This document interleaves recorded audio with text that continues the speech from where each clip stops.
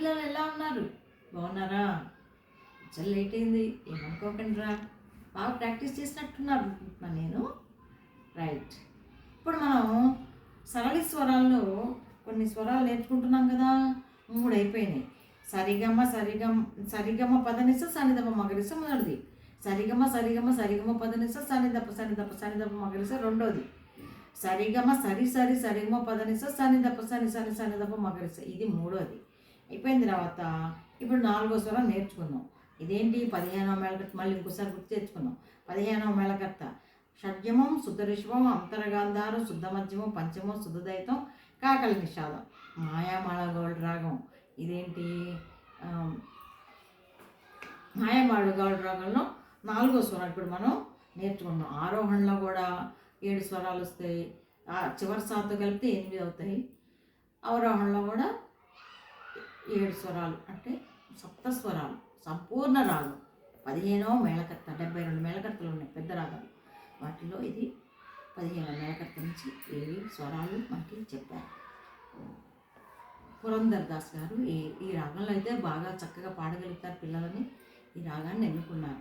అందరూ ఈ రాగంలోనే పాడతారు.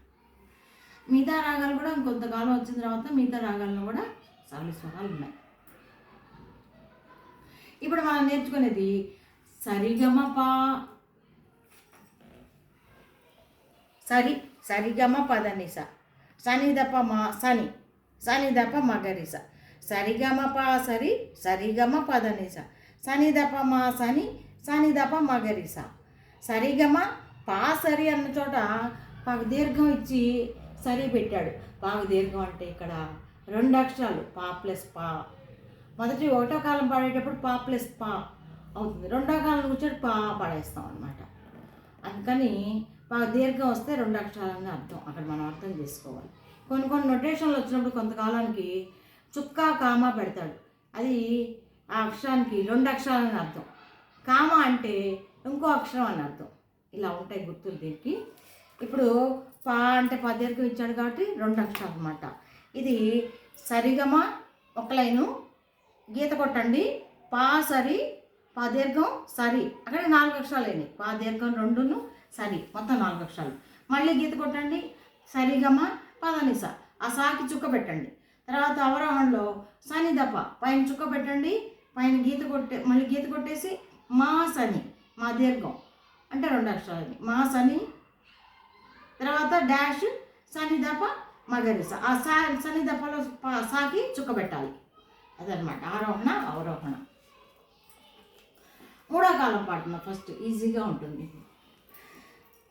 ఆది తాళం లఘువు 2 ధృతాలు. లఘువుకి 4 క్రియలు, ధృతానికి 2 క్రియలు, ఇంకో ధృతానికి 2 క్రియలు, మొత్తం 8 క్రియలు. ఆవృతం ఒక తాళం పూర్తి అవ్వడానికి ఆవృతం అంటారు. 8 క్రియలు. ఇప్పుడు 3వ కాలం పాడుతున్నా. సరిగమప సరిగమ పదనిస సనిదప మ సని సనిదప మగరిస. అది సరిగమప సరిగమ పదనిస సనిదప మ సని సనిదప మగరిస. 3వ కాలం. 2వ కాలానికి వస్తే 2 అక్షరాలు. సరిగమ పా సరిగమ పదనిస సనిదప మా సని సనిదప మగరిస. సరిగమ పా సరిగమ పదనిస సనిదప మా సని సనిదప మగరిస. 1వ కాలం. 1వ కాలానికి వచ్చేటికి పా దీర్ఘం అనేది 2 అక్షరాలు కదా, మనం డివైడ్ చేయాలి. పా ఆ వస్తుంది. పా అంటే 2 అక్షరాల కింద వస్తుంది. మా ఆ సరిగమ పా సరిగమ పదనిస సనిదప మా సని సనిదప మగరిస. మళ్ళీ పడుతున్నాం. సరిగమ పా సరి రి గా మా పాద నీ సా సా ని దా పా మా సా ని సా ని దా పా మా గ రే స రెండో సరి గ మ పా సరి సరి గ మ పద ని స సా ని దా ప మ సా ని దా ప మ గ రి స మూడు సరి గ మ ప సరి గ మ పద ని సా ని ద ప మ సా ని ద ప మ గ రి సా దెబ్బ మీద ఆపాలి. ఇది 4వ స్వరం.